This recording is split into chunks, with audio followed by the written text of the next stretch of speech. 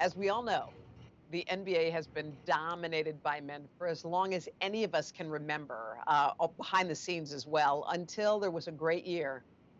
It was 2018, and that was when the first Black female CEO was named to the Dallas Mavericks. It is my honor, my privilege to sit with Cynthia Marshall. I call her Cynt, and so does everybody else who knows her and loves her. Hi, Cynt. How are you? I am doing great, Hoda. How are you doing? You're just a bright light. I cannot contain myself with the excitement I have for sitting with you in this moment. And I'm looking at where you are, and for anyone who knows where you are, we want to begin with where you started because everyone would want to know, how does this journey happen? Your journey was totally unique to you. So I picture you as a young girl, a little girl, just kind of dreaming about what she wanted to be. So when you were picture yourself as like a young girl and close your eyes, and what did you verbalize? What did you think you could become? Hoda, I wanted to be a math teacher.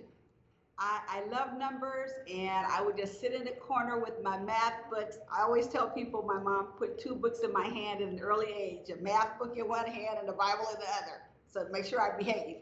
And I wanted to be a math teacher. And so just worked really hard, just idolized my ninth grade math teacher, had some wonderful educators wrap their arms around me. I mean, you know my story. So growing up poor, a lot of violence, domestic violence, all of that.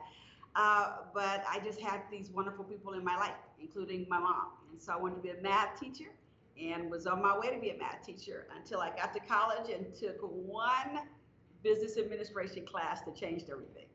And the world changed. I am so interested in this, but I do think so many of us are shaped by our childhood when we're real little. And I just wanted you to also close your eyes and just describe for me your childhood bedroom. What did it look like? Okay, my childhood looked like my parents leaving. I'll keep my eyes. You can tell me when I can open my eyes again. You open them Uh, up. my parents leaving Birmingham, Alabama on a train when I was 3 months old. So, you know the civil rights history. So, you know the 16th Street Baptist Church that was bombed and four girls lost their lives. Actually, September 15th, 1963. So, we just had the anniversary. That Mm, was actually my mother's church. And so mm. she left that church 3 years prior to that when I was a baby because they didn't want their kids growing up in the Jim Crow segregated South. So we moved to the San Francisco Bay Area in a public housing project. And I saw some of everything, experienced domestic violence, actually saw my father shoot a man in the head when I was 11 years old. And it was in defense of me because someone came to our house to wreak havoc on our family, and my father responded in self-defense. But I actually saw that. And fortunately, I had some wonderful people wrap their arms around us. I had a police officer take me to school every day because when we were all sequestered in the house, I cried, Hoda, because I wanted to go to school. Because Mm. school was a place for me where I could just find refuge, feel safe. It was a place where I excelled. And so my mother, God bless her, figured out a way for me to get to school. And so a police officer, a uniformed police officer, took me to school when I was in the seventh grade after this incident occurred. So he'd either take me in his police car or he'd ride the bus with me in his uniform. So like when I got this job and I had detail and all that, I told them I'm used to it. I had Secret Service when I was 11 years old because these You're people just wrapped their arms around me. And then 4 years later, my parents divorced. It was an ugly, violent divorce. I ended up getting my nose broken that summer. We had to flee our house for safety purposes. But my mother's prayer, Hoda, was that, and I could just close my eyes and see it. My mother's prayer was that we would make it back home before school started. There were still three of us at home. I was going to be a junior in high school, head cheerleader. And that was her prayer because education was everything. I mean, that was always a theme running through our family. And so we made it back home. And I went back to school so as a junior. Well, it sounds like, first of all, your mom sounds incredible. I mean, what a force. She was going to will it, that you were going to be a successful child. Did you have any support? I know your parents' divorce was violent and you said terrible. You mentioned your nose was broken. Did your dad believe that you could be somebody? No. he actually told me and my youngest sister at some point we would be hookers on the street without him. And that's just in a fit of rage when the divorce occurred and all that.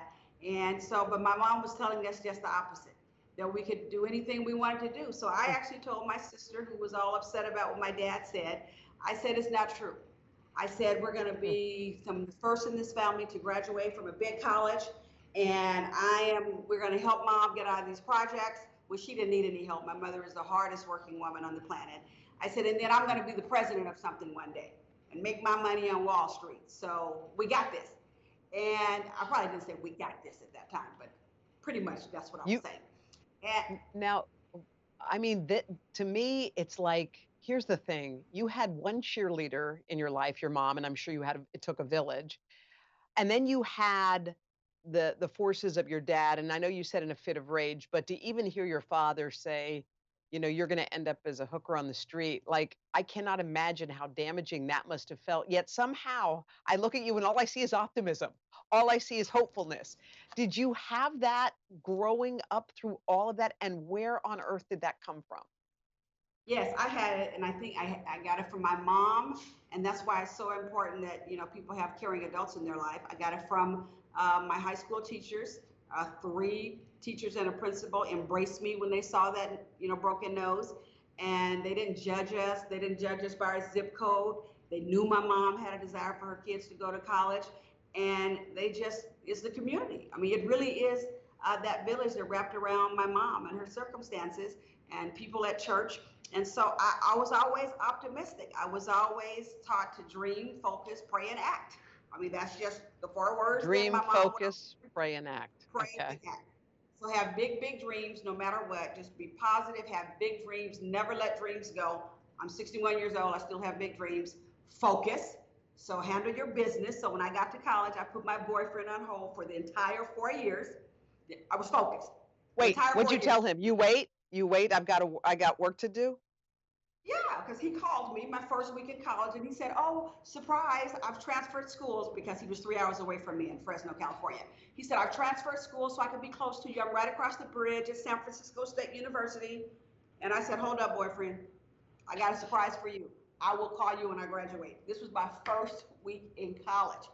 I stepped on Berkeley's campus. Everything was big. I knew it was time for me to be big. I knew a lot of people had invested in getting me to that point. I didn't have, and here's what I told him. Hold up. I said, I don't have time for some smooth talking cutie who wants to play when I need to study. I got to handle my business. And so I told him I would call him when I graduated. And so I think I saw him once after that. He'd go and see my mom and tell my mom he was going to marry me and all that. But I didn't see him. And so I called him the day I graduated. No, you The did day. not. And what did you say? I'm ready. Hello? Yeah, I said, hey, I just graduated and I'm going to start work for the phone company. I got this great job and my mom's having a party at 6 o'clock. She's still in the projects, but she's getting out and I need you to be there at 6 o'clock. And he said, who is this? I said, don't act like you don't know who I am. Come on, the party's at 6. And he said, well, I'm engaged. So he actually was engaged. And I said, okay, that is the wrong answer. I told you I was going to call you the day I graduated. I just graduated at 2 o'clock. It is 3 o'clock, like 1 hour, dude. Be at the party. And so I don't know what happened. The rest is history. He showed up, Okay. got a ring, I and feel I've like, been married 38 years.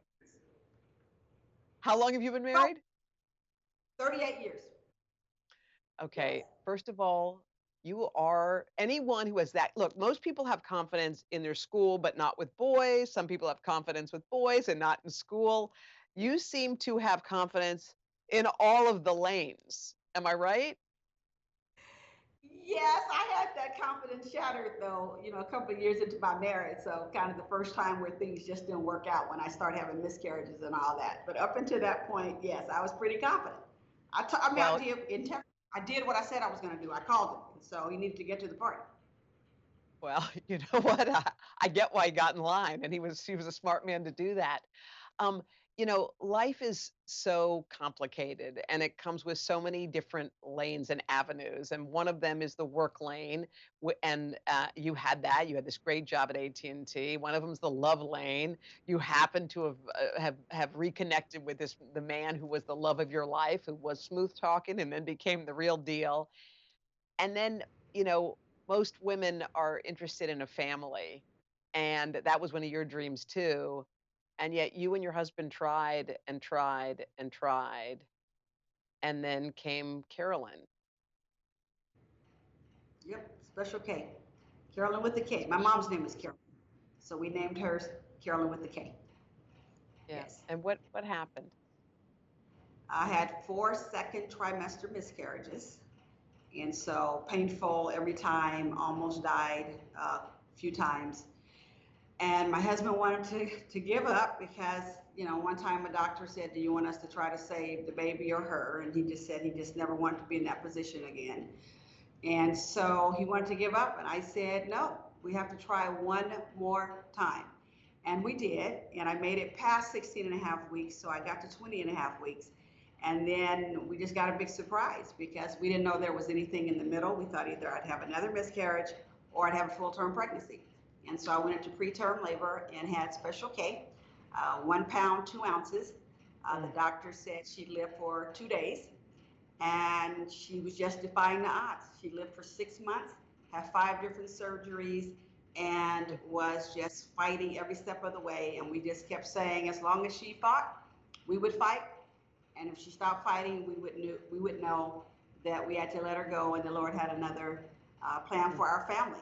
And we fought, and we fought, and we fought, and they still do a surgery at Children's Hospital Oakland, and they dedicated to Special K because I actually found the little cure for her condition in reading an article, but it was about 2 months too late to intervene and do the surgery. They did the surgery anyway, gave her 2 extra months.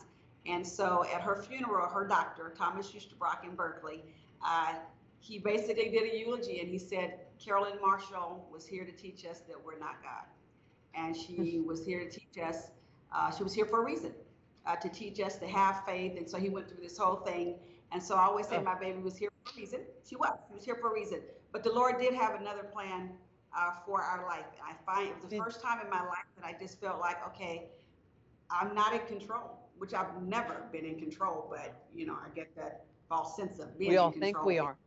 All the while, you're making your way at AT&T and you're working your way up. Now, sometimes when you go to work at a job, they have a vision of who you should be, what you should look like, how you should act. Almost every place I've worked has done that.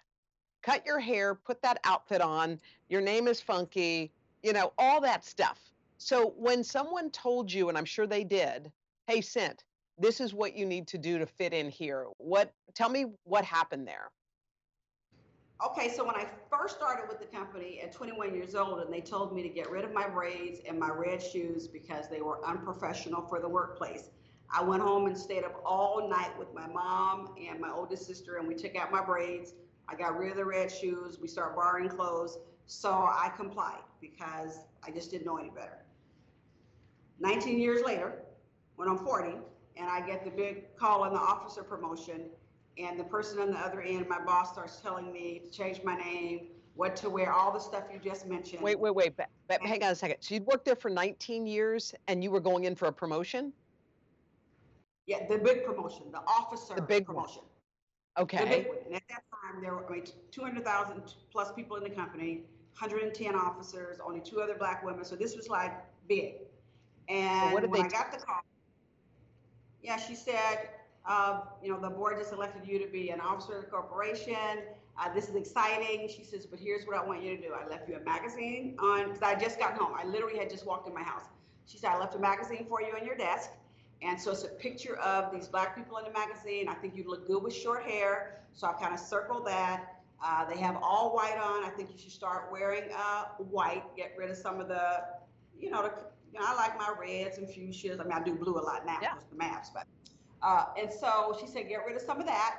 And then, she just had it all mapped out. She says, and I don't want you to say words like blessed. So you should just say lucky. And I'm thinking, I'm blessed. Okay. And so then she said, and you laugh just too loud. So stop being so loud. Well, you don't have a reason to laugh and be happy. I've been through a lot of my life. And so she says, and then we're not going to have all the people coming to visit on the floor all the time because that open door policy has to go away. You're too in touch with the people. And so she just went through this laundry list of things she wanted me to change. And it just got to the point where I just thought, I'm not going to do this. I have to be who I'm supposed to be. And so I said no. Now my husband is in the background listening to one side of the conversation, and she's telling me to cut my hair and how she wants me to wear it. I said, you know what? I don't think my hair will even do that. I'm a black woman with nappy hair. She goes, no, no, I know people, you can get it done. And he's in the background going, my barber will handle it. I got a barber, we're good. Because of course, this is a big promotion. And so, and then I said, and he would hear me say, I am blessed. And so I don't want to stop saying that word. He said, it's okay, just say it at home. So he's in the background basically saying, play the game. And Hoda, I just told her, I said, I'm not going to accept it. I am so honored. I'm excited. As I'm a vice president of the company, I am just doing way better than I ever thought I was going to do. I came here in a fast track program to be a director. So I'm 2 levels above that. I have a fabulous team. I have a fabulous job. Life is good. God is good to me. And so help me figure out how to say no. And so then we hung up, and I told my husband, I said I turned it down and I went to change clothes. And he was just sitting there. And then my phone rang again. And it was my boss's boss. And he said, I'm going to put somebody on the line. And it was the head of the company. And he said, Cynt, because she had told me I couldn't be Cynt. And I had to be Cynthia or Cindy because nobody understood Cynt. And he said, Cynt, and put emphasis on it. He said, I heard about what just happened. Let's do this all over again. He said, the person whose office I sat in a few months ago is the person we just named an officer. And we're going to make that announcement. I don't want you to change a thing. And he just went on to talk about my work ethic, what we had accomplished, the work with the people. I mean, he was wonderful. He said, don't you ever, ever change, and don't allow anyone to make you change. Now, I mean, when I think about it today, it makes me almost cry because that's the value of a good, effective leader. He changed the whole dynamic. He made it okay for me to be my authentic self. And so I took the job and kept climbing and got promotions and moved to other states, and now I'm in Texas. Well, you know what I love too? You had a real epiphany. There was a moment where you were standing, I think at NASDAQ or on Wall Street, where they were ringing the bell, and it was your whole crew up there, and there you stood.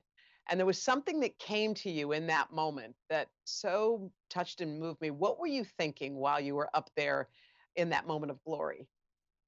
Well, it was so wonderful because our CFO at the time, John Stevens, had invited me to go because we were going to ring the bell on the New York Stock Exchange. And so prior to that, we were having lunch and we're walking up the street and we're standing there talking. I just so happened to look up and I saw the sign that said Wall Street. And I just started crying. And he said, what's wrong? And I said, my father told us, unfortunately, that we were going to be hookers on the street. And my response was that I'm going to make my money one day on Wall Street. And I can't believe I'm standing here on Wall Street. It was beautiful. Oh. It was just absolutely beautiful. And then he sent me a picture of us ringing the bell with a note on it telling me how proud he was as one of the top executives of our company, that he was with me when I realized I had made it to Wall Street. It was beautiful. How are you trying to make me cry? I need them. Okay, I got to get to the Mavericks because I know this is so big and important. So you're done. You've kind of retired, I guess, from AT&T, and then they're having issues at the Dallas Mavericks. It's a toxic work environment. Things are not going well. Mark Cuban needs help. He needs someone to fix this place. They don't have They don't have. I don't think any minorities in the top level. There aren't women, or very few. And your phone rings and you agree to step into this organization. This is an organization, like any male dominated organization, it's steeped in history. This is the way we do things. Here you come, Cynt. You're like, hey, I don't know basketball, but I know how to manage. Here I am. You had to literally change a toxic work environment. If you had to nutshell how that was even possible, to take something and turn it around, especially something that was so established. How would you nutshell how you did that? Here's how I nutshell it, Hoda. I had a boss who was sincere about change and who had my back every step of the way and was serious about wanting to change the culture and wanting this to be a great place to work for his people. So it started with setting the tone at the very top.